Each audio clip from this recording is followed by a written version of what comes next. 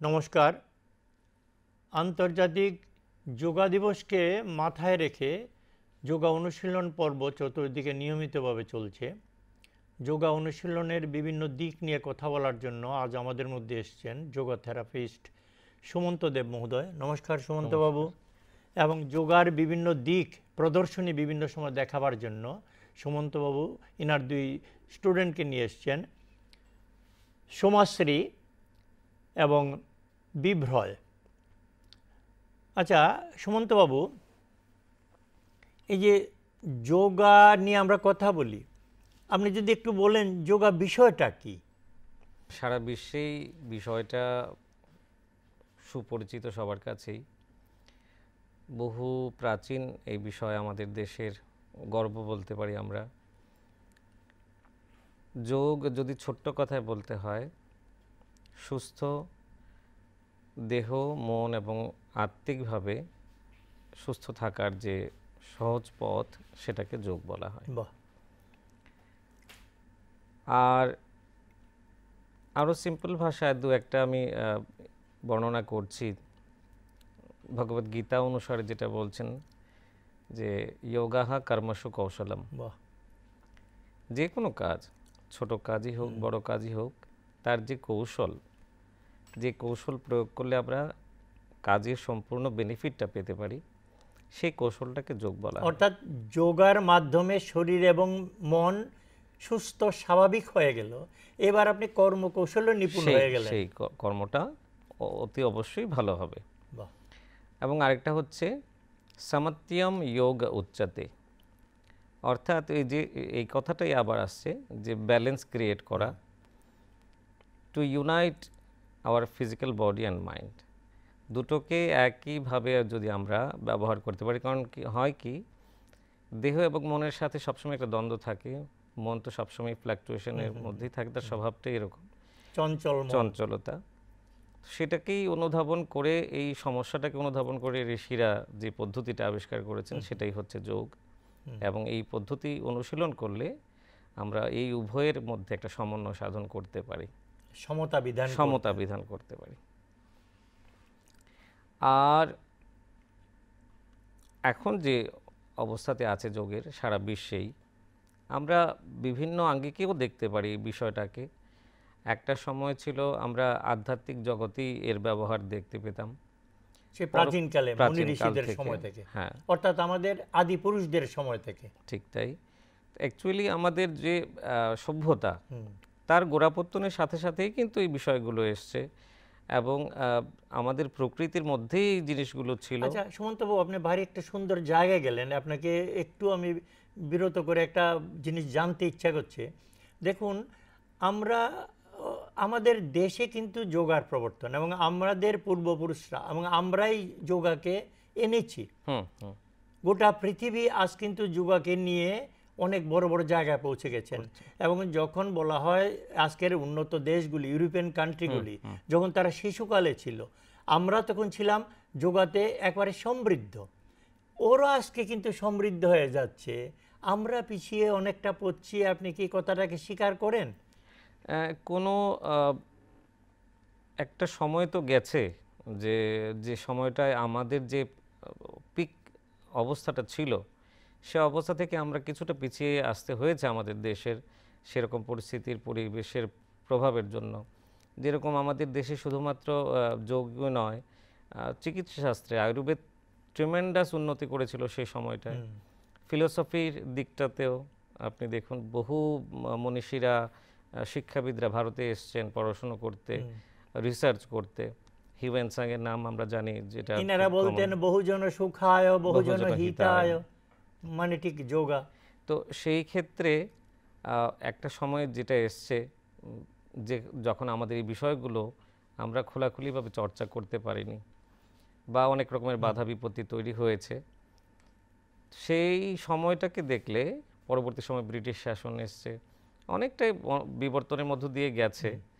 কিন্তু আজকে কিন্তু আমাদের বিশ্ব দেখতে পাচ্ছে যে ভারতবর্ষ তার যে পুরনো ঐতিহ্য, যে সংস্কৃতি, সেই বিষয়গুলোকে নিয়ে আবার কিন্তু একটা উন্নতির দিকে, আধ্যাত্মিক বলেন, দার্শনিক ভিত্তিটা মানে সো সলিড, নিশ্চয়ই, অবশ্যই, কারণ এবং সেটা সারা বিশ্বই স্বীকার করছে স্বীকার করছে। যে অতি প্রাচীন এবং একটা সলিড ভিত রয়েছে সেখানটায়। এবং দেখুন, মজার বিষয় হচ্ছে এরকম একটা সাবজেক্ট, এই যোগ বিষয়টি, যে একটা মানুষের সর্বাঙ্গীন বিকাশের কথা ভেবে তার অবতারণা করা। শুধুমাত্র শরীরটা ভালো থাকলেই হয় না, না, না, একটা মন তো রয়েছে আমাদের, সেটাও ভালো থাকতে হয়। শুধুমাত্র শরীর আর মন যদি ভালো থাকে তাহলে আমরা ভালো থাকি, এই ব্যাপারটি এরকম নয়। নিশ্চয়ই নিশ্চয়ই। দুটোর শরীর এবং মনের মধ্যে যে একটা ব্যালেন্স বা সমতা বিধান করে চলা। তার তার পাশাপাশি আরেকটা দিক যেটা আধ্যাত্মিক দিক, যেটা আলোচনা করা হচ্ছে, যে সবার ঊর্ধ্বে উঠে আমি একজন স্পিরিট, এবং প্রত্যেকটা ব্যক্তি, প্রত্যেকটা প্রাণী তাহলে সেই স্পিরিট। আধ্যাত্মিক দিক বলতে কি আপনি আমাদেরকে সে পার্টিকুলার দিক সোলের কথাটা বলছেন, আত্মা, এক্স্যাক্টলি, যোগের কিন্তু সেটাই পরিভাষা, এবং আত্মার সাথে পরমাত্মার যে পরমাত্মার মিলন ঘটানো। হ্যাঁ, তো সেই পরমাত্মাকে যদি আমরা সবার মধ্যে উপলব্ধি করি, তাহলে এই যে আমাদের হিংসা, দেশ, ঘৃণা ইত্যাদি বিষয়গুলো থাকে না। সবাইকে নিজের আত্মীয় বলেই আমরা ভাবতে শিখব। গোটা পৃথিবীটাই আমাদের যেটা বলা হচ্ছে বসুধৈব বসুধৈব কুটুম্বকম, কুটুম্বকম। ভারতবর্ষের সমগ্র বিশ্বকে একটা বার্তা আমাদের দেওয়া, যে ফিলোসফিটা। যে ইতিহাস আমাদের রয়েছে এবং আমাদের পূর্বপুরুষরা যেরকম চিন্তা ভাবনা করেছেন উপনিষদের মধ্যে, তো সেই বার্তাটাই বহন করছে যোগ, যে সমস্ত গোটা বিশ্বের কল্যাণ, ব্যক্তির, গোষ্ঠীর, সমাজের এবং গোটা পৃথিবীর কল্যাণ সাধন করার জন্য। মানে গোটা পৃথিবীটা আমরা সবাই এক পরিবারের সদস্য এবং একটাই এক পরিবার। ছাদের নিচে আমরা আছি। ঠিক তাই। যোগার মাধ্যমে এই বার্তাটা সারা পৃথিবীতে দিয়েছেন। দেখুন, এবং আপনি হয়তো স্বীকার করবেন এই বিষয়ে কিন্তু সফল হয়েছেন আমাদের বর্তমান প্রধানমন্ত্রী মোদিজি। ভীষণভাবেই সফল। কারণ একটা জিনিস দেখুন, আজকে যেটা আমাদের হয়েছে, আজকে আমরা গ্লোবালাইজেশনের কথা বলছি, তারপর বিশ্বায়ন। গ্লোবাল ওয়ার্মিং এর কথা বলছি। এই বিষয়গুলো কিন্তু আজকে একটা দেশের জন্য নয়, গোটা পৃথিবীর জন্যই চ্যালেঞ্জ। ঠিক। গ্লোবাল ওয়ার্মিং এর যেটা, এবং পরিবেশের যে বিভিন্ন দিকগুলো, ক্যালামিটিসগুলো হচ্ছে, যেটা আমাদের হয়তোবা একটা ইনভলভমেন্ট আছে, মানুষের অসতর্কতার জন্য আমরা দিন দিন অনেকগুলো সমস্যার সম্মুখীন হচ্ছি। তো এইগুলোর কথা কিন্তু আমাদের পূর্বপুরুষরা বহু বহু আগেই ভেবেছেন, চিন্তা করেছেন, এবং শুধুমাত্র আমাদের বললে ভুল হবে যে যোগাসন বা যোগ কিছু আসন প্রাণায়াম ইত্যাদির মধ্যে সীমাবদ্ধ, না এরকমটা না, কিন্তু এখানে নয়। সীমিত থাকতে পারে না। যখন একটা মানুষ নিজের সম্পর্কে সচেতন হবেন, তার পরিবেশের সম্পর্কে সচেতনতা বাড়বে, তার আত্মীয় পরিজন যারা আছেন তাদের সম্পর্কে সচেতনতা বাড়বে, তো গোটা সমাজের প্রতি যখন একটা দায়িত্ববান মানুষ মানে তৈরি হবেন, ব্যক্তি যখন চেতনায় সমৃদ্ধ হবে তখনই তার কাজকর্মে সেগুলির প্রতিফলন দেখা যাবে। পরিধিটাও চেঞ্জ হয়ে যাবে এবং তার প্রতিফলনটাও বৃহৎ আকারে হবে। তো সেই ভাবনাটা নিয়েই কিন্তু এই বিষয়গুলো। সুমন্ত দা, চলুন না তাহলে যোগা নিয়ে তো আমরা মোটামুটি একটা বেসিক ধারণা তৈরি করলাম। তাহলে আপনি তো স্টুডেন্টকে নিয়ে এসছেন, ওরা একটু যোগা যদি দেখায়, বিশেষ করে আমাদের বর্তমান সমাজে আমরা তো বাচ্চাদেরকে দেখি, ছাত্রছাত্রীদেরকে নানা সমস্যার সম্মুখীন হতে, কি করে কি করবে, অনেক সময় একটু অশান্তিতে পড়ে যায়, একটু বিভ্রমে পড়ে যায়, হতাশা পড়ে যায়। তো ওই সব দিক থেকে যদি আমাদের ছাত্রছাত্রীকে একটু উপকার ওরা করতে পারে কিছু দেখি, আপনি যদি একটু বলেন। আমি তোমাদের দুজনকে বলবো, আমরা প্রথমেই আজকে যেটা উনি বললেন যে আমরা এজ ওয়াইজ একটা সেগমেন্ট করে নিচ্ছি, একটা শিশু কিশোর এই বয়সের একটা সেগমেন্ট, মাঝ বয়সীদের জন্য একটা সেগমেন্ট, এবং বৃদ্ধাবস্থায় বার্ধক্যজনিত যে সমস্যাগুলো আছে সেইগুলো নিয়ে একটা সেগমেন্ট করছি। তো সেইভাবে আমরা দেখানোর চেষ্টা করছি। আমি তোমাদের বলবো তোমরা প্রস্তুত হও। যেটা আপনারা সবাই জানেন, বিভিন্ন চ্যানেলের মাধ্যমে এবং বই, সোশ্যাল মিডিয়াতে আপনারা সবাই শুনেছেন সূর্য নমস্কার বা সান স্যালুটেশন, এই বিষয়টি। আমরা যদি প্রত্যেকটা ঘরে ছোট ছোট বাচ্চাদেরকে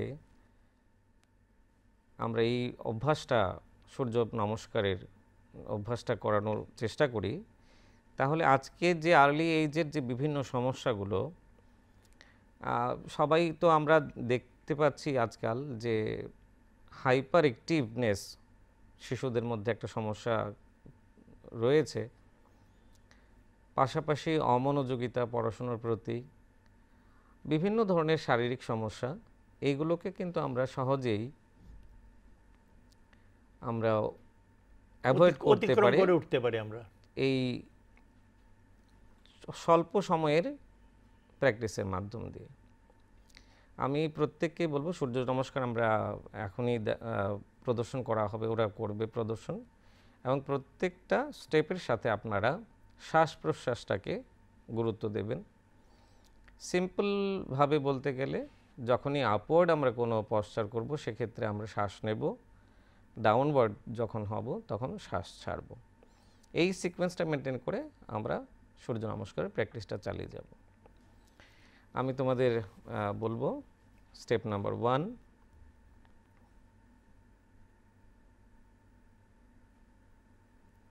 2,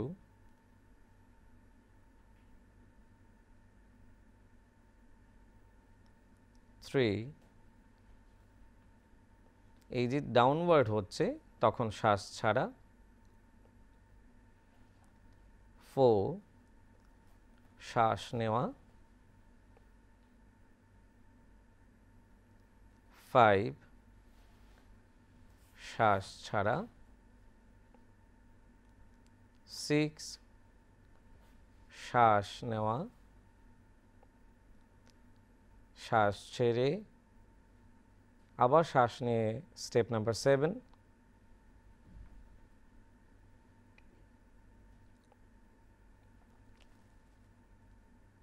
8, শ্বাস ছেড়ে দেওয়া,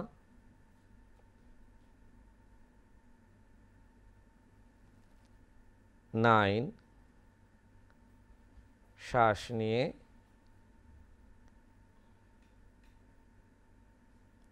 10, শ্বাস ছেড়ে,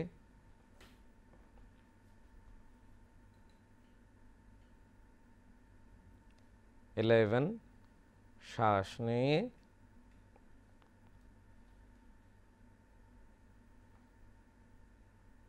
12, শ্বাস ছেড়ে বিশ্রাম। এক্ষেত্রে বাচ্চারা তো করবেনই, বড়রা যারা সামর্থ্য রয়েছে এগুলো করার, কোনো রকম অসুবিধা নেই, বা সিভিয়ার কোনো কোমরের সমস্যা, ঘাড়ের সমস্যা ইত্যাদি না থাকে, সুস্থ স্বাভাবিক অবস্থাতে আপনারা এই আসনটা সবাই প্র্যাকটিস করতে পারেন।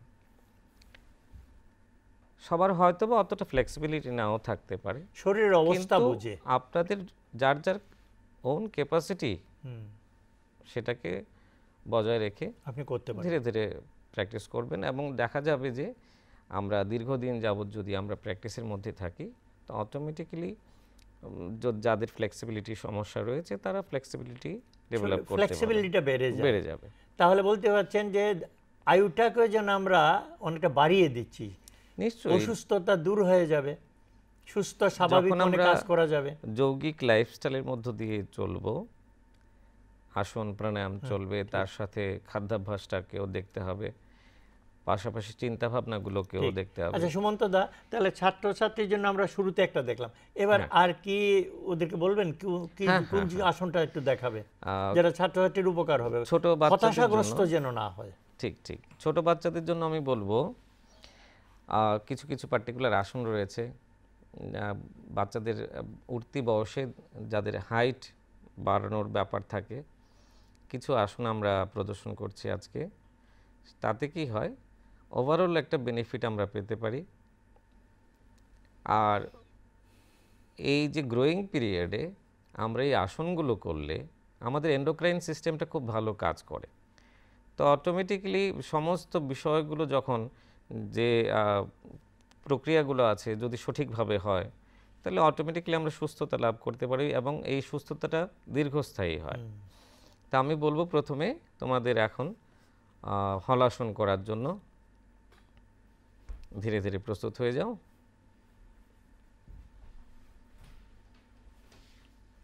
হলাসন,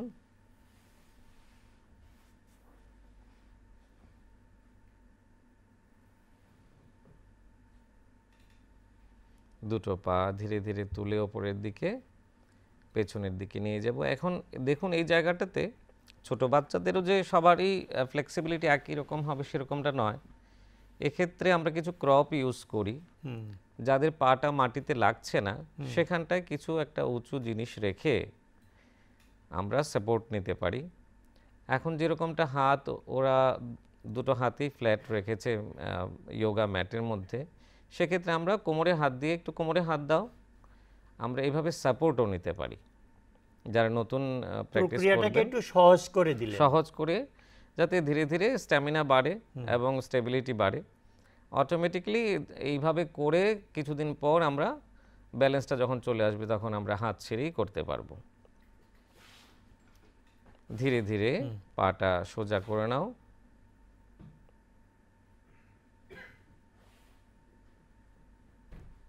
বিশ্রাম।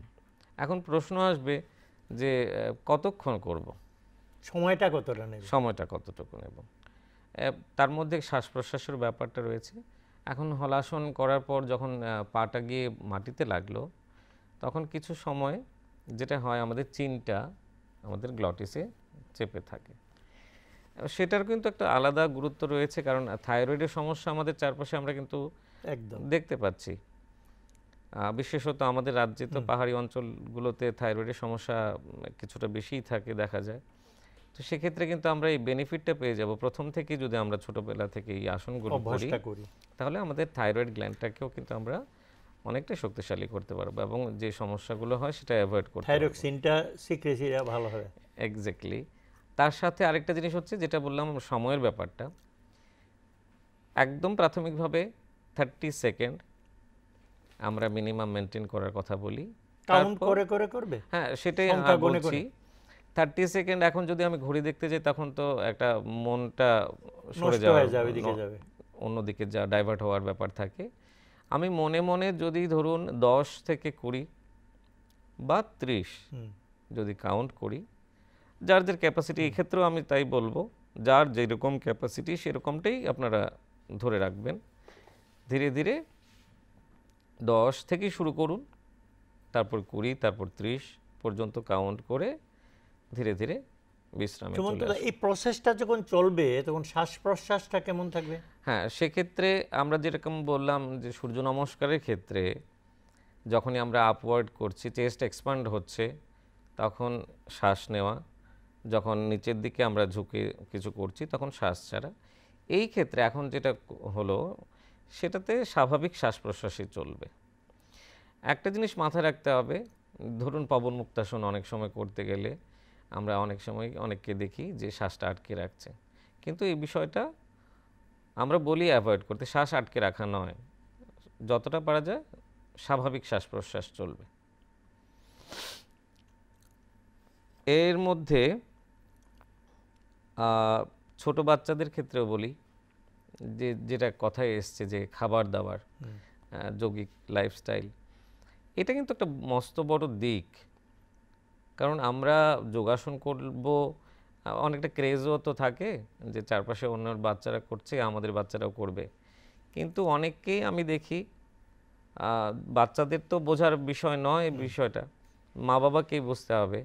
কোল্ড ড্রিঙ্কসের ব্যাপারটা, ফাস্ট ফুডের ব্যাপারটা। আমি শুরু করেছিলেন কিন্তু গীতার শ্লোক দিয়ে, দেখুন আমার মনে পড়ে গেল এই খাদ্যাভ্যাসটা কিন্তু গীতার শেষ দিকে পরিষ্কারভাবে বলা আছে কিরকম খাদ্যাভ্যাসটা হবে। তাই তো আপনি মা বাবার কথা বলছেন, এরাই তো ছেলে মেয়েকে নিয়ে বাইরে যাচ্ছে ফাস্ট ফুড খেতে। সেটাই বলছি। তো আমাদের প্রত্যেকেরই তো জীবনে এই জিনিসগুলো আমরা যদি অনুশীলন না করি তাহলে আমাদের দেখেই তো আমাদের বাচ্চারা শিখছে। তো আপনি এই বিষয়টা একটু খুলে আমাদের গার্জিয়ানদের নজরে নেওয়ার চেষ্টা করুন। যেটা হয় আমরা চেষ্টা করি কি মানে ইনস্ট্রাকশন দেওয়ার, যে বাচ্চাটা এইটা করো, ওইভাবে করো, সেভাবে করো, কিন্তু ও কিন্তু ছোটবেলা থেকে আমাদেরকেই ফলো করছে যে আমরা কি করছি, কিভাবে করছি। তো এই জায়গাটা রেকটিফিকেশন যদি আমি নিজের থেকে আমার দিকটা থেকে শুরু হয় তাহলে অটোমেটিকলি ওর ব্যাপারটাও রেকটিফাই হয়ে যায়। তাহলে এই যেটা গীতার কথা বললেন, আজকে আমরা এই বিষয়গুলো চর্চা করছি না, কিন্তু অদ্ভুত একটা গ্রন্থ, এত সুন্দর বার্তা, জীবন উপলব্ধি। কারণ আমরা যখন যোগ নিয়ে পড়াশোনা করেছি আমাদের কম্পালসারি সাবজেক্ট ছিল যোগ, এবং যোগের একটা ভাস্ট চ্যাপ্টার হচ্ছে গীতা, ভগবদ গীতা। কারণ ওর প্রত্যেকটা চ্যাপ্টারের মধ্যেই যোগ কথাটা উল্লেখ আছে।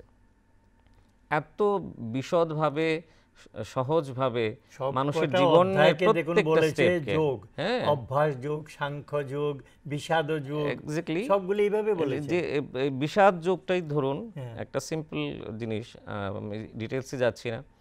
বিষাদ হচ্ছে কি, আমার একটা বিপরীত পরিস্থিতি আমার সাথে সম্মুখীন, সেই পরিস্থিতি থেকে আমি এখন পাজল হয়ে গেছি, সেখান থেকে কিভাবে বেরিয়ে আসব, সেখান থেকে কিন্তু একটা পথ হিসেবে যোগ বেরিয়ে এসছে যে না, পাজল হলে চলবে না, স্ট্যামিনা ধরে রাখতে হবে। সত্যিকারের জিনিসটাকে তুমি জানো এবং বুঝো। এক্স্যাক্টলি, অনুধাবন করে। প্রবলেম তো আসবেই আমাদের জীবনে, ঠিক। যেটা আমরা আলোচনা করছি যে বাচ্চাদের সমস্যা আসবেই, ওদের দিক থেকে আসতে পারে, মানে আমাদের দিক থেকে সমস্যায় আসবে। থেমে থাকবে না, এক্স্যাক্টলি। এগিয়ে চলো। তো সেই সমস্যাগুলোকে সমস্যা হিসেবে না দেখে সমাধানের উপায়টা বার করার জন্য সময়টা বেশি ব্যয় করতে হবে। ঠিক, এইটাই, একদম, এই একদম। বার্তাটাই কিন্তু যোগ দেয় যে একটা পজিটিভ অ্যাটিটিউড নিয়ে জীবনে চলা। যে সমস্যাগুলো আছে, সমস্যা তো সবার জীবনেই ছিল, আছে, থাকবে। সেই সমস্যা থেকে উত্তরণের পথ কোনটা, সেইটার প্রতি কনসেন্ট্রেট বেশি করা। তো যেটা বলছিলাম, আমরা সুস্থতার ক্ষেত্রে খাদ্যাভ্যাসটা একটা বড় বিষয়। সেক্ষেত্রে আমাদের এগুলো মাথায় রাখতে হবে। সিজনাল ফ্রুটস, হুম। এই যে এখন চলছে একটা সিজন, যে ফ্রুটসগুলো, কিন্তু আমি বলবো মা বাবাদের, সবাই জানি আমরা পেস্টিসাইড ইউজ হচ্ছে বিভিন্ন শাকসবজিতে, পাশাপাশি ফলের মধ্যে অনেক রকম রাসায়নিক ব্যবহার করা হচ্ছে। সেগুলো পদ্ধতিগতভাবে আমরা একটু দেখব যাতে এগুলো বাচ্চাদের মধ্যে না যায়। আম, জাম, কাঁঠাল, লিচু, যেটাই লোকাল ফ্রুটগুলি লোকাল নেওয়া যে যেতে পারে, ফ্রুটসগুলো আছে বাড়িতে যেগুলি হচ্ছে সেগুলি নেওয়া যেতে সেটাই, পারে। সেইগুলো বাচ্চাদের দিন। কারণ প্রত্যেকটা সিজনের যে সমস্যা তৈরি হয়, শারীরিক সমস্যা তৈরি হয়, তার রেমেডি বা মেডিসিনটা ওই ওই লোকাল লোকাল ফ্রুটেই আছে, ফ্রুটসগুলোর মধ্যে থাকছে, সিজনাল ফ্রুটসগুলোর মধ্যে সমাধান সূত্র এখানেই আছে। থাকছে। তো অটোমেটিকলি আমরা চেষ্টা করব বাচ্চাদের সিজনাল ফ্রুটস দেবার, এবং শাক সবজি যাতে অবশ্যই খায়। একটা গুরুতর সমস্যা এখন যেরকম দেখা দিয়েছে, চোখের সমস্যা, প্রত্যেকটা ঘরে ঘরে বাচ্চাদের অল্প বয়সী চশমা লাগছে। এই ব্যাপারটা মোবাইলের একটা এফেক্ট রয়েছে, সেটাকেও ট্যাক্টফুলি আমাদের ট্যাকেল করতে হবে। এইটা অপরিহার্য একটা বিষয় হয়ে গেছে ঠিকই, সুমন্ত দা, তারপরেও আপনি বাড়িতে যদি 4 জনের একটা পরিবার দেখেন, 4 জনের মধ্যে দেখবেন যে 4 জনই কোনো না কোনোভাবে মোবাইল নিয়ে বসে আছেন, মানে নো সেটাই, ফ্যামিলি টাইম, এক্স্যাক্টলি। নিজেদের জন্য কোনো সময় নাই, মোবাইলের জন্যই না, সব। ওই বিষয়টাই তো। এইগুলো জানতে গেলে না, যে ফ্যামিলি রিলেশনগুলো, সোসাইটিতে তো এর একটা সুদূর প্রসারী প্রভাব রয়েছে না। এই ক্ষেত্রেও তো যোগ, আমাদের নিজেদের মধ্যে নিজেদের যোগাযোগ নেই, তো যার জন্য সোসাইটিটাও ধীরে ধীরে ভেঙে এরা যাচ্ছে যদি না। উল্টা দিকতে বলে স্যার আপনাকে যে আমরা তো যোগই করছি, মোবাইলকে যোগ করছি, তো আপনি কি বলবেন? না, নিশ্চয়ই অপরিহার্য অঙ্গ, তো আমি বললাম এর তো একটা ভালো দিক রয়েছেই, যেটা নেবার তো আমরা নিতেই হবে আমাদের।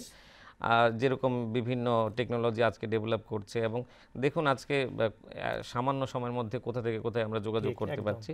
এর ভালো দিকটা আমাদের নিতে হবে, কিন্তু যে সাইড এফেক্ট, প্রত্যেকটা জিনিসেরই তো ভালো দিক মন্দ দিক থাকে, সেইটাকে কমিয়ে আনার চেষ্টা করব। অর্থাৎ আপনি বলতে চাইছেন একটা জিনিসকে ভালোভাবে জানো, তার হ্যাঁ, প্লাস এবং মাইনাস দুটো দিক আছে, এক্স্যাক্টলি, ইতিবাচক আছে, নেতিবাচক আছে। ঠিক। ইতিবাচকটাকে বেছে নাও, নেতিবাচককে ছেড়ে দাও। সেটাই তো যোগ, আমরা তো সুমন্ত প্রথমেই দা, বললাম। তাহলে ছাত্রছাত্রীকে নিয়ে কিন্তু আমরা শুনলাম, ভারী সুন্দর আপনি আলোচনা করেছেন। চলুন না, এরপরে আমরা একটু পরের বয়সে যাই। যে আমাদের যে যুবক যুবতীরা আছে, এদেরকে তো আপনি দেখছেন, এরা যেন কোথায় নানা সমস্যায় জড়িয়ে পড়ছে। তো এদেরকে কি করে আপনি একটা মূল স্রোতে রাখবেন, আটকে রাখবেন, মানে ঠিক সমাজের কল্যাণে ওদেরকে রাখবেন, যদি একটু কথা বলেন, এবং আপনার ছেলে মেয়েদেরকে বলেন কটা আসন দেখিয়ে ওদেরকে একটু বুঝিয়ে দেওয়ার জন্য। ঠিক ঠিক। আজকে আমরা যেটা দেখতে পাচ্ছি, আর্থসামাজিক পরিবর্তনের যে একটা, আমাদের ডেভেলপিং কান্ট্রি হিসেবে ভারতবর্ষে অনেকগুলো পরিবর্তন হয়েছে একসাথে। সেক্ষেত্রে দাঁড়িয়ে অ্যাডজাস্ট করাটা এই জেনারেশন এবং নেক্সট জেনারেশনের জন্য কিছুটা হলেও তো সমস্যা রয়েছে। আমরা ছোটোবেলা যে পরিবেশ পরিস্থিতি পেয়েছি তার চেয়ে অনেকটাই টাফ হয়ে গেছে এখন। সেক্ষেত্রে দাঁড়িয়ে আমি বলবো, যোগ কিন্তু আপনার এই সিচুয়েশনকে হ্যান্ডেল করার ক্ষেত্রে আমাদেরকে খুব ভালোভাবে সাহায্য করে। সামান্য ছোট ছোট কিছু আসন যেগুলো আছে, আমরা ভাবছি যে শুধুমাত্র যে একটু রোগা পাতলা থাকবো, স্লিম থাকবো, একটু সুস্থ থাকবো, এরকমটা নয়। যেটা আমরা বললাম যে সাইকোলজিক্যাল এবং ফিজিওলজিক্যালি দুটো ক্ষেত্রেই কিন্তু যোগ আমাদের সাহায্য করছে। এবং আজকের যে যে সমস্যাটার আপনি কথা বললেন, সাইকোসোমাটিক আমরা বলছি এই বিষয়টাকে, যে মন এবং শরীর দুটোর ইমব্যালেন্স হওয়ার জন্য বিভিন্ন রকম, যেরকম অল্প বয়সের বা ছেলে মেয়েদের ক্ষেত্রে দেখবেন আপনার হাই প্রেশার দেখা যাচ্ছে, হাইপারটেনশন আসছে, যেগুলো আগে আমরা চিন্তাও করতে পারিনি, সুগার হয়ে যাচ্ছে, ডায়াবেটিস হচ্ছে, থাইরয়েড ডিসফাংশন হচ্ছে, পিসিওডির সমস্যা হচ্ছে, ব্যাক পেইন একটা কমন হয়ে দাঁড়িয়েছে। একদম তো আমরা জানি কি যে হয়তোবা ডিজেনারেশন চেঞ্জেস হলেই হয়তোবা ব্যাক পেইন হয়েছে, এরকমটা নয় বিষয়টা। অনেকগুলো রিজন থাকে। মেন্টাল স্ট্রেস থেকেও ব্যাক পেইন হতে পারে। সার্ভাইকাল একটা স্পন্ডিলাইসিসের যে সমস্যা, এখন অল্প বয়সের যারা, বেশিরভাগ ছেলেরাই আজকে বাইক রাইডিং করছেন, গাড়ি চালাচ্ছেন বা জার্নি ওদেরকে করতে দেখা যায় হচ্ছে। সারাক্ষণের জীবনে কেমন একটা হ্যাঁ, ব্যস্ততায় এবং আছে। তার মধ্যে আরেকটা বলবো যে কম্পিউটারে দীর্ঘক্ষণ কাজ করার একটা প্রয়োজনীয়তা আমাদের এখন রয়েছে, পাশাপাশি মোবাইল সার্ফিংয়ের এই বিষয়গুলোকে করতে গিয়ে আমাদের কিন্তু কিছু কিছু রোগ নতুন এসে বাসা বেঁধেছে আমাদের জীবনে। তো সেগুলোকে আমরা ইজিলি অ্যাভয়েড করতে পারি, ট্যাকেল করতে পারি। আমি সেই রিলেটেড কয়েকটা আসন আমি নিশ্চয়ই বলছি। নিশ্চয়ই। আমরা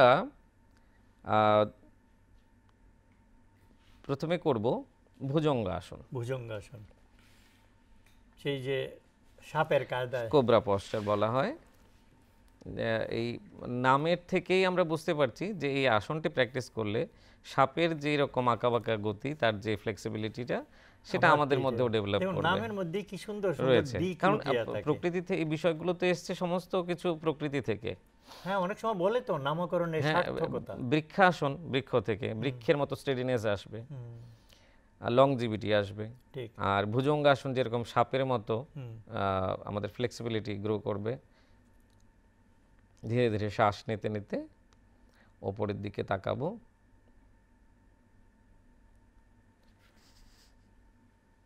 আমরা এটাকে অনেকভাবে ভেরিয়েশনের মধ্যে করতে পারি। এখন যেটা হচ্ছে, হাতটা কোনোইটা হাফ ফোল্ড করে, এইবার হাতটা পুরো সোজা রেখে করো, একটু সহজ করে দিলেন। সহজ করে দিলাম। প্রথমে গেল মাদার, হ্যাঁ, মাদার পশ্চার, যারা যেটা করতে পারছেন না তারা ট্রেডিশনালি এটা আমরা অনুসরণ হ্যাঁ করতে হ্যাঁ পারেন। হ্যাঁ করতে পারেন। আরও ইজিয়েস্ট ওয়ে রয়েছে। কনুইটাকে ভাঁজ করে এবার ধীরে ধীরে মাটিতে লাগাও, কনুইটাকে লাগাও মাটিতে, হাতটাকে দুপাশে রাখো, কাঁধ বরাবর রেখে ধীরে ধীরে নাভি পর্যন্ত যতটুকু ওঠে। দেখুন, এইটা বাচ্চাদের জন্য, বড়দের জন্য, বয়স্কদের জন্য, সবার জন্য কিন্তু ইজি, 8 থেকে 80 সবাই করতে পারবে। যার জন্য আমরা বলি কি যে মাদার পশ্চার যেটা রয়েছে সবার হয়তো বা নাও হতে পারে, কিন্তু সামান্য একটু ভেরিয়েশন করে কিন্তু আমরা বেনিফিটটা, সেম একটু বেনিফিট নিতে compromise পারি। করে করা হ্যাঁ, যেতেই করা পারে। যেতে পারে। ধীরে ধীরে ছেড়ে দাও বিশ্রাম।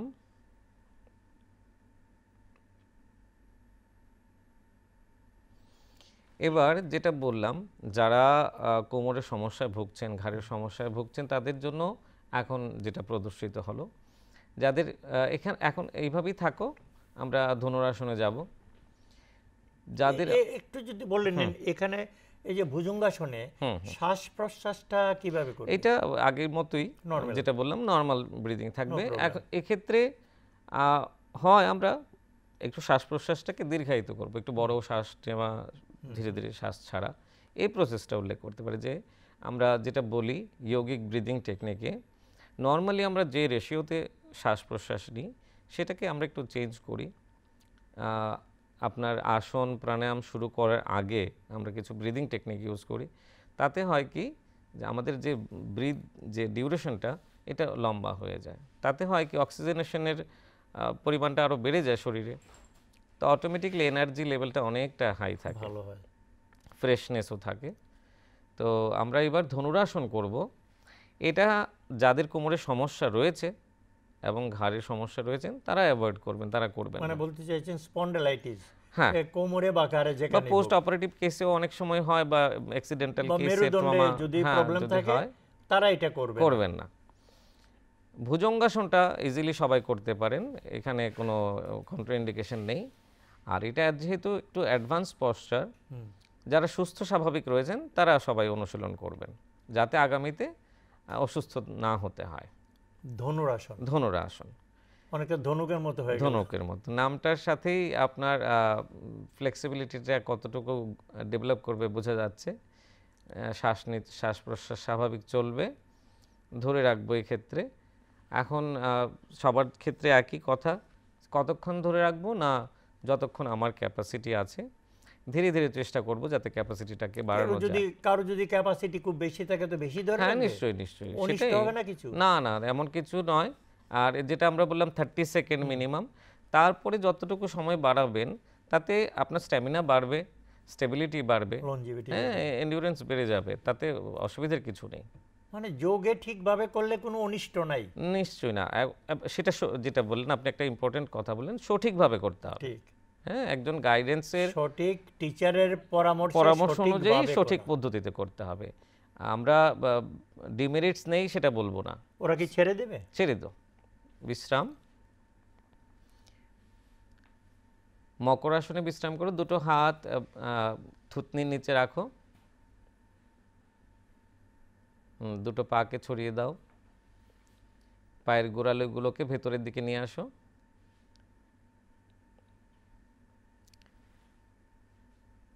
প্রন পশ্চারে মানে উপর হয়ে যে আসনগুলো করব তার প্রত্যেকটা করার পরেই আমরা এইভাবে মকর আসনে বিশ্রাম নিতে পারি, তাহলে রিল্যাক্সড হয়ে যাবে। আমরা সাধারণভাবে শুনতাম শবাসনে যেতে হয়, আপনি বলছেন মকর আসনে গেলেও হয়। শবাসন তো এখন যেহেতু চিত হয়ে নেই, উপর হয়ে আছে, এক্ষেত্রে শবাসন করা যাবে না। শবাসন করতে গেলে স্যার একটা মুশকিলও আছে, অনেকে ঘুমিয়ে পড়ে। সেটা তো হয়। তার জন্য সেক্ষেত্রে আমাদের যেটা বলছেন যে স্থিরম সুখম আসনম, যে আসনের ক্ষেত্রে বলা হয় স্থির সুখে, কিন্তু সেক্ষেত্রে নিদ্রাকে অ্যাভয়েড করতে হবে। আমি হারিয়ে গেলে হবে না, আমার সজাগ থেকে আমার বিষয়গুলোকে অবলোকন করতে হবে না। এক্স্যাক্টলি, নিদ্রায় গেলে তাহলে আমার যে প্র্যাকটিসটা, যে মোটোটা, সেটা কমপ্লিট হবে না। হ্যাঁ, এবার আমরা নেক্সট একটা আসন, আমরা মুন্ডুক আসনের দিকে যাব। ধীরে ধীরে উঠে বজ্রাসন করে বসবো।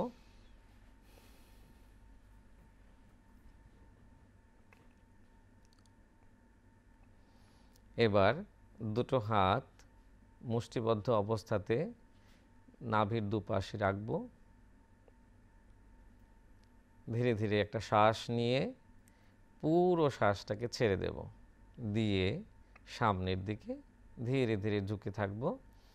এখন শ্বাস ছাড়ার পর কিছুক্ষণ আমরা শ্বাসটাকে আটকে রাখলাম, বাহ্য কুম্ভক বলি আমরা এই পজিশনটাকে, যে শ্বাস বাইরে ছেড়ে দিয়ে আর না নেওয়া। এখন প্রশ্ন আসবে যে কতক্ষণ রাখবো। ইজি ওয়েতে আমি বলবো 10 গুনুন, 10 গুণে রাখুন। ধীরে ধীরে প্র্যাকটিস করতে করতে আপনার ক্যাপাসিটি বাড়বে, যখন তখন 20 থেকে 30 পর্যন্ত বাড়িয়ে নিন সময়টাকে। আচ্ছা সুমন্ত দা, ওই জিনিসটা করার সময় এদেরকে বলছেন যে মুষ্টিবদ্ধ রাখার জন্য হাতকে, আচ্ছা মুষ্টিবদ্ধ কেন রাখবে? আচ্ছা, এটা তিন ভাবেই করা যায়। একটা হচ্ছে, তোমরা চলে আসো বিশ্রামে। একটা হচ্ছে আমরা মুষ্টিবদ্ধ বলতে বুড়ো আঙুলটাকে ভেতরে রেখে হাত দুটোকে মুষ্টিবদ্ধ করে নিতে পারি।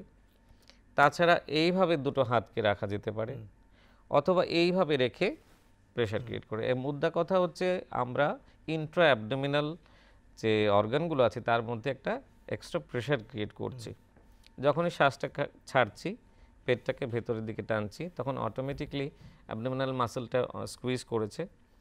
আমাদের ইন্টেস্টাইন যে অর্গানগুলো আছে, স্টমাক, স্প্লিন ইত্যাদি, তো সবগুলোর সাথেই কিন্তু আমাদের অ্যাবডোমিনাল ওয়ালটা মিশে গেছে। বলছেন এই আসনটাতে আমাদের যাদের পেটে নানা সমস্যা আছে তাদেরও ভালো হতে পারে। সেদিকটার জন্যই আসছি। তো আমরা যখন হাতটা ওইভাবেই রাখছি, প্রেশারটা নর্মাল এমনিতে ঝুঁকে থাকলে যেরকম হয় তার চাইতে অনেকটা বেশি আসছে। তাতে হচ্ছে কি, একে তো আমরা ব্রিথটাকে এক্সেল করে আর নিলাম না, তাহলে মুভমেন্টটা থাকছে না অ্যাবডোমিনাল। পাশাপাশি আমি হাতটা দুটো রেখে প্রেশার ক্রিয়েট করেছি, এবং সেখানে ব্লাড সার্কুলেশনে তারতম্য হয়। যেই মাত্র আমি হাতটা রিলিজ করলাম, নর্মাল শ্বাসের প্রক্রিয়ায় আসলাম, তখন যে জায়গাটাতে, যে মাসেলগুলোতে বা সেলগুলোতে আপনার ব্লাড ফ্লারিশ হচ্ছিল না, সেখানে কিন্তু তুরন্ত গতিতে দ্রুত গতিতে হতে আমরা থাকবে। ব্লাডটা ফ্লাশ করছি। তাতে হচ্ছে কি ফ্রেশ ব্লাড সেখানটায় পৌঁছে অটোমেটিকলি। তো এইটাই আমরা সবাই জানি যে যেখানটা যে অর্গানগুলোতে ফ্রেশ ব্লাড পৌঁছবে সেই অর্গানগুলোর কার্যক্ষমতা অনেক বেশি বেড়ে যাবে, এবং যে সমস্যাগুলো আছে, টক্সিক ম্যাটেরিয়ালগুলো জমে আছে, সেগুলো ফ্লাশ আউট হয়ে যাবে। আর যেটা বলছিলেন যে পেট রিলেটেড, অতি অবশ্যই আমাদের যেটা খাদ্যাভ্যাস এবং পাশাপাশি দৈনন্দিন জীবনের যে এখন একটা স্ট্রেসফুল লাইফ, ব্যস্ততার জীবন, সেক্ষেত্রে আমরা কোষ্ঠকাঠিন্য আইবিএস যেটা একটা, এটা বেশিরভাগ মানুষই আজকে ফেস করতে হচ্ছে মানুষদের। পাশাপাশি ইনডাইজেশনের সমস্যা, ঠিক একদম গ্যাসের সমস্যা, অ্যাসিডিটির সমস্যা, একদম। খিদে না পাওয়া, আমরা ক্ষুধামান্দ্য যেটাকে বলছি, এই সমস্যাগুলোকে আমরা খুব ইজিলি ট্যাকেল করতে পারি এই মুন্ডুকাসনের মাধ্যম দিয়ে। পাশাপাশি আচ্ছা সুমন্ত দা, ভারী মজার কথা বললেন, খিদে না পেলে অগ্নিমান্ধ যেটা। হ্যাঁ, আচ্ছা খিদে না পেলে খেতে হলো না, তো ফুড সমস্যার সমাধান হলো কি? এইভাবে তো হয় না, কারণ একটা মানুষকে বেঁচে থাকতে গেলে, একটা মানুষকে না শুধু প্রত্যেকটা প্রাণীকে বেঁচে থাকতে গেলে একটা নির্দিষ্ট পরিমাণ ফুড তো নিতেই হবে তার জীবন শক্তি চালানোর জন্য। এইভাবে ফুড সমস্যার সমাধান হয় না। আমরা যদি সুস্থভাবে ভালো খাবার খেয়ে সুস্থ থেকে আমরা আমাদের শ্রম দিয়ে ফুড প্রোডাকশনটাকে আরও বাড়াতে পারি, একদম একদম, ক্যালোরিটা assimilate শুধুমাত্র করা যায়। আমরা। এবং আরেকটা জিনিস হচ্ছে ইমব্যালেন্সের মধ্যে কিন্তু চলছে, যারা পাচ্ছি বা যারা খাচ্ছি তারা অনেকটা বেশি খেয়ে নিচ্ছি, আরেকটা ভালো মন্দ খাবার সামনে দেখলে হ্যাঁ লোকটা সংবরণ হচ্ছে না, তারপর আবার অনেকের চোখের ক্ষুধাও আছে। সেইটাকে মেনটেন করতে পারলে এই সমস্যাগুলো অনেকটাই অ্যাভয়েড করা যাবে। পাশাপাশি অতিরিক্ত আমরা যদি গ্রহণ না করি, তাহলে যারা পাচ্ছেন না তাদের জন্য সুবিধা হবে, তারা সেগুলো গ্রহণ করতে পারবেন। আর আরেকটা জিনিস হচ্ছে, আজকে বিশ্বের বিভিন্ন দেশে আমি আমার একটা অভিজ্ঞতার কথাই বলি, কৃষিকাজটাকে আজকে কিন্তু আমাদের নিউ জেনারেশনরা অনেকটাই অ্যাভয়েড করার চেষ্টা করছে, যে ওদের মা বাবারা বা ফোরফাদার্সরা কৃষিতে যুক্ত ছিলেন, কিন্তু এখনকার জেনারেশন সেটা করছেন না। কিন্তু আমি আমার যতটুকু অভিজ্ঞতা বিভিন্ন জায়গাতে দেখেছি, এগ্রিকালচারে কিন্তু বিদেশিরা বহু বহু এগিয়ে গেছে, টেকনোলজি ইউজ করেছেন। এক্ষেত্রে আমি যোগের একটা সামান্য উদাহরণ আমি বলছি। বাঁকুড়াতে একটা সময় আমি ট্রেনিং করাতে যাই যোগের, তো একটা স্কুলে প্রোগ্রাম চলছিল, তো যখন ভোরবেলায় 5টার সময় যেতাম ওই রাস্তা দিয়ে, তো গ্রামের কিছু কৃষক শুনতে পান এই বিষয়টা, আমাকে রিকোয়েস্ট করেন যে স্যার একটা দিন আমাদের একটু সময় দেবেন। তা আমি যাই ওদের কাছে, ওরা বিভিন্ন সমস্যা নিয়ে আলোচনা হয়, কিছু আমি ওদেরকে রেমেডি হিসেবে কিছু আসন প্র্যাকটিসের কথা বলি। 2 বছর বাদে যখন সেখানটায় গেছি, ওরা আবার এসছে, আমাকে ইনভাইট করে নিয়ে গেছেন, এবং তখন দেখা গেছে ওখানটা একটা মন্দিরের চত্বরে রেগুলার ওরা প্র্যাকটিস করছেন। এবং যেটা সবচাইতে ভালো লাগার আমার, যে ওনারা এক্সপ্রেস করলেন যে স্যার আগে যতটুকু সময় দিতে পারতাম কৃষিকাজে, তার চাইতে অনেক গুণ বেশি স্ট্যামিনা বেড়েছে, অনেকটা সময় দিতে পারছি, তাতে আমরা ব্যক্তিগতভাবে আর্থিকগতভাবে লাভবান। না, আপনি ঠিকই বলেছেন। দেখুন এই বিষয়ে কিন্তু আমাদের যিনি যশস্বী প্রধানমন্ত্রী মোদিজি, তিনি কিন্তু এর আগের এপিসোড যে মন কি বাত, এতে কিন্তু তিনি যোগাকে নিয়ে বিশেষ গুরুত্ব দিয়ে বলেছেন। এবং দেখুন বলছে যে শিশু থেকে বৃদ্ধ সবাই সেটা যাতে ভালোভাবে করে, এবং তার উপকারটাও বলেছেন। আরও বলেছেন তিনি কখন মানে কোথায় কিভাবে করবে এটাকে আরও হাইলাইট করার জন্য গোটা বিশ্বে, এবং সাধারণ মানুষের মধ্যে নিয়ে আসার জন্য বলেছেন। ট্যুরিজম, যে পর্যটক যেখানে থাকে ট্যুরিজম স্পটে, বিভিন্ন দর্শনার্থী জায়গাগুলিতে, পর্যটকদের জায়গায় এবং মন্দিরের সামনে, তাহলে এটা আরও বেশি প্রচারে আসবে। এবং তিনি চাইছেন যোগার মাধ্যমে ভারতকে আরও সমৃদ্ধ করতে এবং গোটা বিশ্বের কাছে আরও বেশি ভালোভাবে বার্তাটাকে নিয়ে যাওয়ার জন্য। আপনি এটাকে কি নজরে দেখছেন? মাননীয় প্রধানমন্ত্রীজির তো একটা বিশাল অবদান রয়েছে। আমরা জানি যে আজকে আমরা যোগ দিবস যেটা পালন করছি, উনারই প্রস্তাব, এবং উনার সাথে বিভিন্ন দেশ একযোগে গ্ল্যাডলি অ্যাকসেপ্ট করেছেন এই বিষয়টাকে ইউএনওতে। তো আমরা ওনার কাছে চিরকাল একটা কৃতজ্ঞ থাকবে ভারতবাসী। যে এত একটা সমৃদ্ধ জিনিসকে উনি আবার সমৃদ্ধির তিনি পথে। ভারী সুন্দর সুন্দর নতুন নতুন থট এন্ড আউটলুক কিন্তু নিয়ে হ্যাঁ আসছেন। হ্যাঁ, এবং আরেকটা জিনিস হচ্ছেন উনি নিজে উপলব্ধি করেছেন নিজের জীবনে ঠিক, এই একদম বিষয়টাকে উনি চর্চা করেন একদম। এবং উপলব্ধি করেই তারপরে এই উপলব্ধিগুলো আমাদের সাথে শেয়ার করছেন। পাশাপাশি যেটা হেরিটেজ বিল্ডিংগুলোর কথা বললেন, আমাদের ভারতবর্ষের যে অর্থনীতি তাকে আমরা যদি নিজেরা চাঙ্গা করতে চাই তাহলে আমাদের এই দর্শনীয় স্থানগুলো, কারণ প্রত্যেকটা স্থানের এক একটা মাহাত্ম্য রয়েছে, একদম আর যোগের সাথে তো একটা স্থানের মাহাত্ম্য আলাদা থাকেই সম্পৃক্ত, কারণ আমরা যে জায়গাটাতে করব আমরা বলছি যে যোগের কীরকম পরিবেশ হওয়া দরকার, শান্ত একটা আধ্যাত্মিক পরিবেশ, প্রাকৃতিক পরিবেশ। তো এই বিষয়গুলো যদি একই সাথে হয়, আমি গত বছরের আগের বছর আমরা ঊনকোটিতে আর্কিওলজিক্যাল সাইটে আমরা প্রোগ্রাম করেছিলাম বাহ, এবং এটাও আমার খুব মানে খুব ভালো অভিজ্ঞতা। সবাই সেখানে 8 থেকে 80 যেটা বললেন আপনি, এই সব গ্রুপেরই স্টুডেন্টরা ছিলেন। তো এই চড়াই উতরাই ওরা কমপ্লিট করে গিয়ে প্রোগ্রাম করেছেন, তারপরে ঊনকোটিতে গিয়ে ওইখানটায় ওই যে পার্টিকুলার স্পটগুলিতে স্পটটা, যেখানে দেবতার সেই মূর্তিগুলি আঁকা ঘোরাঘুরি আছে। করেছেন। আসার সময় একজন আইনজীবী ভদ্রলোক 2 মাস আগে বা 3 মাস আগে উনি জয়েন করেছিলেন আয়ুষ হসপিটালে যোগাতে। ঠিক, তো ওনার যেটা অভিজ্ঞতা শেয়ার করলেন আমাকে, বললেন যে স্যার আমার সবচেয়ে ভালো লাগার বিষয় হচ্ছে আমি 2 মাস আগে ঊনকোটিতে এসেছিলাম, সিঁড়ি দিয়ে নেমে আমার ওঠার সময় প্রচণ্ড অসুবিধে হয়েছে, আর এই 2 মাস যোগ প্র্যাকটিস করার পর আজকে নেমে আবার উঠে এসেছি, একদম মনেই হয়নি যে আমি অতটা অসুবিধার মধ্যে ছিলাম, সময় আমি অস্বস্তিতে ছিলাম, মানে অস্বস্তি ছিলাম। কতটা মানে ভারী সুন্দরভাবে মোটিভেটেড। হ্যাঁ, তো ওই জায়গাটারও একটা ভিউটা তো একটা বিশাল কাজ নিশ্চয়ই, করেছে নিশ্চয়ই। মাইন্ডটাকে কনসেন্ট্রেট করার জন্য। তার সাথে সাথে যে এই অভিজ্ঞতাটা, এটাও বেশ ভালো লাগার আচ্ছা বিষয়। সুমন্তদা, চলুন না, আমরা তো শিশুদের সম্বন্ধে জেনেছি, ছাত্রছাত্রী মানে ইউথফুল ভাইটালিটি একে নিয়ে বলেছি। আচ্ছা একটু বয়স্কদের জন্য বলুন না, আমাদের বয়স্করা কেমন যেন এনার্জি লেস হয়ে যাচ্ছে, অথচ এক সময় দেখতাম যে বয়সকে বলা হতো একটা সংখ্যা। এখনো কেউ কেউ আপনারা বলেন যে বয়স একটা সংখ্যা মাত্র, নিজের কাছে এটা। তো আমাদের যারা বয়স্করা এখন আছেন, যারা আমাদেরকে দেখছেন শুনছেন আপনার কথাগুলি, তাদেরকে কীভাবে আপনি প্রভাবিত করবেন যে আপনাদের মধ্যে আরও শৌর্য বীর্য রয়ে গেছে, আরও কিছু করার আছে, থেমে থাকবেন না, প্লিজ একটু যদি বলেন। এইটা তো মানে ওদের যে করার রয়েছে বা আমাদের এই জেনারেশনটা করতে পারে, তার তো প্রমাণ আমাদের প্রধানমন্ত্রী নিজেই আছে। হ্যাঁ, তো আরেকটু যদি তো খুলে বলেন। সেক্ষেত্রে আমি বলবো আজকের যে পরিবেশ পরিস্থিতি আমরা দেখতে পাচ্ছি, ফ্ল্যাট কালচার চলে এসছে, বা ছোট ছোট পরিবার, বড় পরিবারগুলো ভেঙে যাচ্ছে।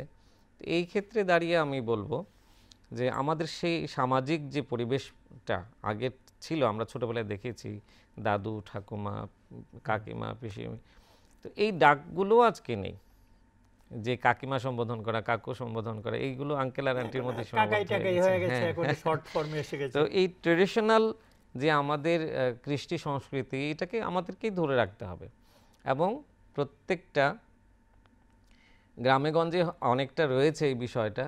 আমি বলবো যে যারা বয়স্করা রয়েছেন, আপনারা একটা সময় করে বেরিয়ে আসুন ঘর থেকে, এসে প্রত্যেকে কোনো একটা নির্দিষ্ট জায়গাতে, যেরকম আমরা যোগার প্র্যাকটিসের কথাই বলছি, একটা নির্দিষ্ট জায়গা ঠিক করুন, সেখানটায় সকাল বা বিকেল বেলায় একত্রিত হয়ে সিম্পল এক্সারসাইজ কিছু করুন। ওরা আসবে কি করে ঘর থেকে বেরিয়ে? ওদেরকে তো টিভি আটকে রাখছে। এইটাই তো সমস্যা। টিভি দেখুন, আপনি সুস্থ থাকবেন, জীবনটাকে উপভোগ করবেন, তবেই না সমস্ত জিনিসগুলোকে আপনি অ্যাভেল করতে পারবেন। নিশ্চয়ই আপনি টিভি দেখুন সময় করে, কোনো আপত্তি নেই, বাট শরীরটাকেও সুস্থ রাখার কথা হ্যাঁ, ভাবেন। সেটাই প্রায়োরিটি বেসিসে দেখতে হবে, কারণ ওইটার উপরেই তো সমস্তটা কিছু নির্ভর করছে। তা আমি বলবো যে একটা নির্দিষ্ট সময় করে কোনো একটা স্থান নির্দিষ্ট করুন, করে সেটা আর্লি মর্নিং হলে আরও ভালো হয়। তাতে কি হবে, যেটা হাঁটা চলার অভ্যেসটা দীর্ঘদিন ঘরে থাকার ফলে নষ্ট হয়ে যাচ্ছে এখন, সেটা তৈরি হবে। পাশাপাশি আসন প্রাণায়াম ইত্যাদি করলে শারীরিক সুস্থতা লাভ করবেন। পাশাপাশি একটা বন্ধুত্বের যে পরিবেশ তৈরি হয়, কারণ একটা চাকরি জীবনের পর বা কর্মজীবনের অবসর হলে পরে একটা একাকিত্বের বিষয় চলে আসে, শারীরিক দুর্বলতাও চলে আসে। তা আমি যেটা দেখেছি মানে এই বিষয়গুলো আমার ব্যক্তিগত অভিজ্ঞতা থেকে বলছি, ঠিকই বিভিন্ন বলেছেন আপনি, ঠিক। এজেড গ্রুপের পেশেন্ট তো আমরা খুবই ডিল করছি। বিজ্ঞানসম্মত কথা হ্যাঁ, বলছেন। তো বিভিন্ন ধরনের শারীরিক সমস্যা নিয়ে আসছে আমাদের কাছে। কিন্তু দেখা যাচ্ছে যখনই এবার একটা গ্রুপ ডাইনামিক্স বলে একটা বিষয় রয়েছে, আমরা পেয়েছি আমাদের পড়াশোনাতে, এবং ট্রিমেন্ডাসভাবে গ্রুপ ডাইনামিক্স ভালো কাজ করছে। দেখা যাচ্ছে যে পার্সোনাল যে সমস্যাগুলো, তো যখন 5 জন একই জায়গায় সমস্যা নিয়ে আসে, তখন পার্সোনাল আচ্ছা, সমস্যাটা এই ছোট হয়ে প্রসঙ্গে যায়। আমরা বয়স্কদের জন্য দু একটা আসন দেখে নেব, হ্যাঁ, নিশ্চয়ই একটু নিশ্চয়ই। বলুন না প্লিজ। তো আমি ছোট্ট করে কমপ্লিট করে দিচ্ছি যে তাহলে ওই একটা জায়গাতে মিলিত হওয়া, হুম। নিজেদের ভাব আদান প্রদান করা, সমস্যা গুলোকে নিয়ে আলোচনা করা, দেখবেন একটা সুন্দর দিক এক্সচেঞ্জ অফ তৈরি হবে। ভিউজ। এক্স্যাক্টলি। তাহলে এই সমস্যাগুলোর সমস্যা থাকবে না, একাকিত্ব থাকবে না, একটা বন্ধুত্বেরও পরিবেশ তৈরি হবে, বাতাবরণ তৈরি হয়ে এবং যাবে। যোগটা তাতে মানে এক্সট্রা আপনাকে এনার্জি যোগাবে। আমি কিছু বিষয় যেটা বয়স্করা প্রতিনিয়ত ফিল করছেন, আমার যেটা মনে হচ্ছে যে হাঁটুর সমস্যা একটা কমন সমস্যা কমন হয়ে রোগ, একটু দাঁড়িয়েছে। সিঁড়ি দিয়ে উঠতে পারছে না। হ্যাঁ, তোমাদের দুজনকে আমি বলবো পাটা সামনের দিকে লম্বা করে ছড়িয়ে দাও। সিম্পল কিছু টেকনিক আমি দেখাচ্ছি, যেগুলো হাঁটুর ব্যথা, আমাদের বয়স্করা এটা দেখতে পারে, হ্যাঁ হ্যাঁ অনুসরণ করতে পারেন। হ্যাঁ, এবং তার সাথে অ্যাঙ্কেল জয়েন্টের যে ব্যথা থাকে সেইগুলো, এবং যারা আর্থ্রাইটিসে ভুগছেন তাদের জন্য খুব উপকারী, সূক্ষ্ম ব্যায়াম বলে এগুলোকে। দুটো হাত মাটিতে রাখো শরীরের পাশে রেখে পায়ের পাতাগুলো ভেতরের দিকে টানো, ধরে রাখো। এবার 1 থেকে 10 আমরা গুনবো, গোনার পর ধীরে ধীরে শ্বাস প্রশ্বাস স্বাভাবিক থাকবে। এবার ধীরে ধীরে পাটা ছেড়ে দাও, রিল্যাক্স করো। এইভাবে আমরা যে হাঁটুর চারপাশে যে মাসেলটা রয়েছে সেটাকে স্ট্রেংথেনিং করার জন্য আমরা এই টেকনিকটা ফলো করব। আচ্ছা, অনেকে বসলে উঠতে পারে না, ধরে ধরতে হয়, বা বসতে পারে না, ওদের কাজ হবে? অবশ্যই হবে। এখন সেখানটায় দেখুন দু ধরনের সমস্যা হয় অ্যাকচুয়ালি। একটা এটা হচ্ছে যদি আরেকটু দেখিয়ে দেন না আমাদের বয়স্কদের জন্য। আবার টানো ভেতরের দিকে। হ্যাঁ, এইটা যেটা আমরা বলছি যে স্ট্যাটিক মোডে করছে এখন ওরা, ঠিক। 10 গুনছে, গুনে ছাড়ছে। এবার আমি বলবো রিল্যাক্স করো, এবার টানবে এবং ছাড়বে। একবার টানো ভেতরের দিকে ফ্রিকোয়েন্টলি, 1 ছেড়ে দাও, আবার 2 ভেতরের দিকে টানো, 3। হ্যাঁ, এখন কি করবেন আরেকটু মডিফাই করতে বলবো আমি। যারা এইভাবে বসতে পারেন না তারা দেয়ালের মধ্যে পিঠটা রেখে লাগিয়ে বসতে পারেন। হ্যাঁ, সাপোর্ট নিয়ে বসতে পারেন।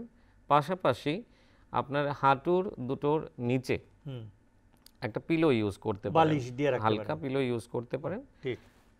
এটা করার পর 10 টাইমস কাউন্ট করার পর আপনি গোড়ালির নিচে আরেকবার বালিশ রাখবেন, রেখে 10 হাঁটুর টাইমস, নিচেও রাখতে পারেন, হ্যাঁ গোড়ালির গোড়ালির নিচে নিচেও ইউজ রাখতে করতে পারেন। পারবেন। আমরা দুভাবেই করতে পারি এবং দুটোই করতে পারি, প্রক্রিয়াটাকে একটু সহজ সহজ করে হবে। দিলেন। হ্যাঁ হ্যাঁ, এবং বেনিফিটটা আমরা একটু বেশি পাবো। বাহ। আর তারপর আমরা টো রোটেশন করব, দুটো পা এর পাতা এক জায়গায় করে ঘোরাবো আমরা। ডান দিক থেকে বাঁ দিকে নিয়ে যাও, ঘোরাও। বাহ, কত সহজ প্রক্রিয়া দেখাচ্ছেন আমাদের বয়স্ক মায়েদেরকে বা বাবাদেরকে হ্যাঁ, ঘরে সবাইকে বসেই সুস্থ সবাই রাখার করতে জন্য। পারেন অবসর সময়ে। তারপরেও তো সমস্যার অন্ত নেই, কারণ এদিকে আসতেই চাইছেন না। এইটাই এই নিজের যে প্রতি দায়িত্বটা, এইটা সবার আগেই জাগাতে হবে। এইবার অপোজিট সাইডে করো, অপোজিট ডাইরেকশনে। হ্যাঁ, আচ্ছা, আমি ক্লকওয়াইজ এবং অ্যান্টি অ্যান্টি ক্লকওয়াইজ। এবার দুটো পাকে সোজা রেখে পায়ের আঙুলগুলোকে স্কুইজ করো, একটু চেপে ধরো। আমরা মুষ্টিবদ্ধ যেরকম হাতকে করি, পায়ের আঙুলগুলো, হ্যাঁ এইভাবেই। 1 2 ছেড়ে দাও, আবার চেপে ধরো, 3 ছেড়ে দাও, আবার চেপে ধরো। অনেকে যে বলে যে অবশ হয়ে যায়, সেটা আর হ্যাঁ, হবে না। নার্ভের যে সমস্যাগুলো আছে, পেরিফেরাল নিউরোপ্যাথি, এইগুলোতে বেনিফিটেড হবেন। নিউরোলজি যদি আমরা হ্যাঁ, বলি, শাস্ত্রটা। বিভিন্ন সমস্যাতে। তাছাড়া কার্টিলেজের যে প্রদাহ থাকে বা আপনার আর্থ্রাইটিসের যে সমস্যা থাকে, স্মল জয়েন্টগুলোতে পেইন হয়, ফোলা ফোলা ভাব থাকে, বা অ্যাঙ্কেল জয়েন্টে অনেক সময় ইউরিক অ্যাসিড হাই হওয়ার জন্য ঠিক ব্যথা ঠিক থাকে। একদম তো সেক্ষেত্রে গোড়ালির দিকটা ফুলে হ্যাঁ যায়। ফুলে যায়, ঘুম থেকে উঠলেই ব্যথা থাকে, প্রচণ্ড হাঁটতে অসুবিধা হয়। এক্ষেত্রে যদি আমরা রেগুলার এই এক্সারসাইজগুলো ফলো করি তাহলে কিন্তু অনেকটা বেনিফিট পাবো। এবার দুটো পাকে একটু ছড়িয়ে দাও দুপাশে। হ্যাঁ, এবার পায়ের আঙুলগুলোকে ভেতরের দিকে টানো, ভেতরের দিকে না, ইনওয়ার্ড, এইভাবে নয়, ম্যাটের মধ্যে সামনে নিচে লাগাও, ভেতরের দিকে, তোমার পায়ের ভেতরের দিকে। দুটো আঙুল, বুড়ো আঙুল একই দিকে আসবে। ও, এটাও একটা এক্সারসাইজ, এটাও একটা এক্সারসাইজ। এটা মানে আপনার হলো থেরাপি। হ্যাঁ হ্যাঁ হ্যাঁ। তো এক্ষেত্রে আমাদের স্ট্রেচিংটা খুব ভালো হয়। 2-3 বার করার পরেই দেখবেন যাদের সমস্যা রয়েছে, অ্যাঙ্কেল জয়েন্টে পেন রয়েছে বা গোড়ালিতে ব্যথা রয়েছে, তারা দেখবেন অনেকটা রিল্যাক্স ফিল করবেন। সুমন্তদা, আমার একটা কথা কিন্তু মনে হচ্ছে, আপনি যেভাবে এইগুলি আলোচনা করছেন বা দেখিয়ে দিচ্ছেন ছাত্রছাত্রীর মাধ্যমে, তাহলে তো আমাদের সমাজের অনেকেই ডাক্তারের কাছে যেতে হবে না, অসুস্থ হওয়ার আগেই আগে থেকে আপনাকে আমাকে চিন্তা চিন্তা ভাবনা করতে হবে। যাতে অসুস্থ না হই। হ্যাঁ হ্যাঁ, আর্থিক সাশ্রয়ও হবে। এবং আরেকটা জিনিস হচ্ছে, যখন দরকার পড়বে একদম এক্সট্রিম পর্যায়ে তো যেতেই হবে, ডাক্তারবাবুদের সাহায্য নিতেই হবে।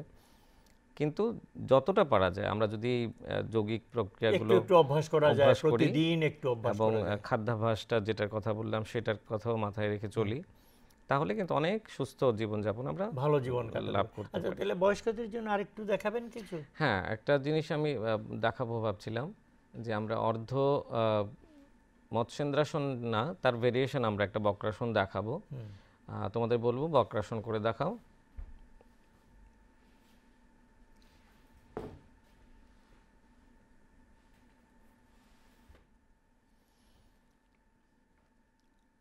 ধীরে ধীরে একটা পাকে অপোজিট সাইডে নাও।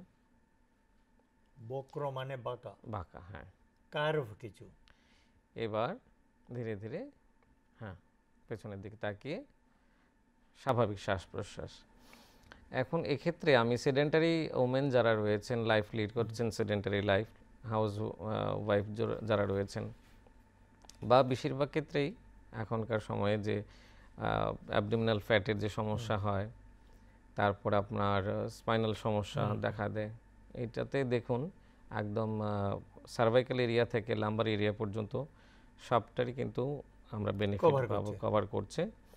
এবং আরেকটা জিনিস হচ্ছে, লোয়ার অ্যাবডোমিনাল পার্টে যে সমস্যা, আমাদের মেনস্ট্রুয়েশন রিলেটেড যে সমস্যাগুলো হয়, পিসিওডির যে সমস্যা, সেগুলো ক্ষেত্রে আমরা খুব উপকৃত হব এই আসনগুলো, এই আসন। মেলদের জন্য, পুরুষদের জন্য পোস্ট্রেট, প্রোস্টেটের ক্ষেত্রে, হ্যাঁ, খুব ভালো একটা পয়েন্ট বললেন, যে প্রোস্টেটের ক্ষেত্রেও যাদের একটু বয়সকালে সমস্যা একটু বয়স হয়ে গেছে, এটা কমন একটা সিমটম, অপারেশন করে একটা মুশকিল কমন সমস্যা একটা। এক্ষেত্রে কিন্তু আমরা যদি আর্লি যে প্র্যাকটিসগুলো করি, তাহলে এই সমস্যাগুলো সম্মুখীন হব না। পাশাপাশি আরেকটা জিনিস হচ্ছে, যেটা এই স্পাইনটা মোচড় দেওয়ার ফলে স্পাইনাল কর্ডের যে ফ্লেক্সিবিলিটি, এটা দীর্ঘদিন আমরা ধরে রাখতে পারবো। আমরা বলি যোগের ভাষায় যে যার স্পাইন যত ফ্লেক্সিবল বেশি, সে তত দীর্ঘজীবী এবং তত বেশি যৌবন সম্পন্ন হয়। তাহলে তো শোল্ডার পেইন এবং কোমরের যে ব্যথাটা, এগুলি হবে না? নিশ্চয়ই না। এবং সিম্পল যেটা আমরা বললাম, সূক্ষ্ম ব্যায়ামের কথায় আগে আপনারা নিশ্চয়ই জানেন, আপনারা ইউটিউবে সার্চ করলে বা সোশ্যাল মিডিয়া তো পেয়ে যাবেন। সূক্ষ্ম ব্যায়াম অবশ্যই প্র্যাকটিস করুন ঘরে, 10-15 মিনিট করুন সূক্ষ্ম ব্যায়াম, তারপর বিভিন্ন আসন প্র্যাকটিস করুন।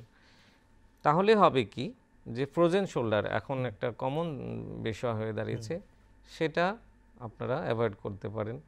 সার্ভাইকাল স্পন্ডিলাইটিস, অ্যাঙ্কালোজিং স্পন্ডিলাইটিস বা লাম্বার পেইন, বিভিন্ন বিষয়গুলোকে আমরা সহজে। একদম শেষ দিকে কিন্তু আমরা পৌঁছে গেছি। শেষ করার আগে ওরা কি আর কিছু দেখাবে বয়স্কদের জন্য? রিল্যাক্স করো। আমি প্রত্যেকের জন্য বলবো, কন্ট্রা ইন্ডিকেশন ছাড়া একটা জিনিস, শুধু মাইন্ড রিল্যাক্সেশনের জন্য এবং ফিজিক্যাল রিল্যাক্সেশনের জন্য, এবং শিশুরাও অবশ্যই করতে পারে তাদের কনসেন্ট্রেশন ডেভেলপ করার জন্য, অনুলোম বিলোম প্রাণায়াম, যেটা আমাদের মস্তিষ্কের দুটো পার্ট থাকছে, দুটো লোব থাকছে, রাইট এবং লেফট লোব। একটা হচ্ছে আপনার, আমরা সংস্কৃত ভাষায় বা যোগের ভাষায় বলি সূর্য নাড়ী এবং চন্দ্র নাড়ী, ইরা পিঙ্গলা। সিম্প্যাথেটিক নার্ভাস সিস্টেম এবং প্যারাসিম্প্যাথেটিক নার্ভাস সিস্টেম, এই দুটোকে যদি আমরা ব্যালেন্স করতে পারি এটা কি সব তাহলে বয়সের জন্য? সব বয়সের জন্য। ছোটদের ক্ষেত্রে বলবো গার্জিয়ান বা টিচারের পর্যবেক্ষণেই একজন মানে অবশ্যই করা খুব ভালো প্রশিক্ষক দরকার, দরকার। নাহলে তো ভুল শিক্ষা হয়ে যাবে, নিশ্চয়ই। ভালো এবং করতে গিয়ে অনিষ্ট হয়ে যাবে। প্রাণায়ামের ক্ষেত্রে আমরা কিছু বিধিনিষেধ আরোপ করি এবং তার জন্য বললাম যে একজন প্রশিক্ষকের আজকাল তো আপনাদেরকে তত্ত্বাবধানেই সার্টিফিকেট দেওয়ার জন্য একটা অথরিটি হয়ে গেছে হয়ে আলাদা। গেছে। হ্যাঁ, হ্যাঁ, যে কোনো জায়গা থেকে কেউ নিয়ে এলে হবে স্টেট না। গভর্নমেন্ট, সেন্ট্রাল গভর্নমেন্ট উভয় ক্ষেত্রেই রয়েছে। একদম একদম ঠিক। তো সার্টিফাইড যোগা টিচার দের আন্ডারে আপনারা প্র্যাকটিস করুন, বাচ্চাদের প্র্যাকটিস করান, সেক্ষেত্রে এই বেনিফিটগুলো বিভিন্ন পাবেন। জায়গায় অঞ্চলে যে কেউ করে নিলে হবে না, হ্যাঁ, সেটা না হলেই ভালো। ঠিক। আমরা জ্ঞান মুদ্রা বা চিন মুদ্রা আমরা বলি, দুটো হাতে সামনের দিকে রাখবো, রেখে ধ্যানাসনে, যে কোনো ধ্যানাসনে, পদ্মাসনে বসতে হবে এমন কোনো কথা নেই, সুখাসনে বসতে পারি বা বজ্রাসনে, বা মানে বয়স্কদের জন্য আমি বলবো চেয়ারে বসেও করতে পারেন, মেরুদণ্ড সোজা রেখে। এবার আমরা নাসিকা মুদ্রা তৈরি করব। মানে আপনি যেমন খুশি বসেন, যেখানে খুশি বসেন, কিন্তু যোগাটা করেন না, যেমন খুশি না, যেমন মানে গোছগুলো একটু স্পাইনটা শরীরে পারমিট করে এরকম অবস্থা কমফোর্টেবল চেয়ারে জোনের বসে মধ্যে করেন, হ্যাঁ, কিন্তু যোগাটা করেন। করুন, হ্যাঁ অবশ্যই করুন, কারণ এপিলটা হলো হ্যাঁ, এইটাই দেখলেই হবে না, media করতে হবে। যে ভাই আপনি যোগাটা করেন, যোগাটাকে বর্জন এবং করবেন যারা না। করবেন তারাই বুঝতে পারবেন যে করার আর না করার মধ্যে তফাৎটা কোথায়। দেখুন এখন অনুলোম বিলোম দেখাচ্ছে, এটা সব বয়সের জন্য খুব দরকার। ধীরে ধীরে আপনি যদি এর উপকারিতা একটু বলেন। হ্যাঁ, ধীরে ধীরে ওরা প্রক্রিয়াটা শুরু করুক। নাসিকা মুদ্রা ধারণ করো, করে শুরু করো। বাঁ দিক থেকে আমরা শ্বাস নেব।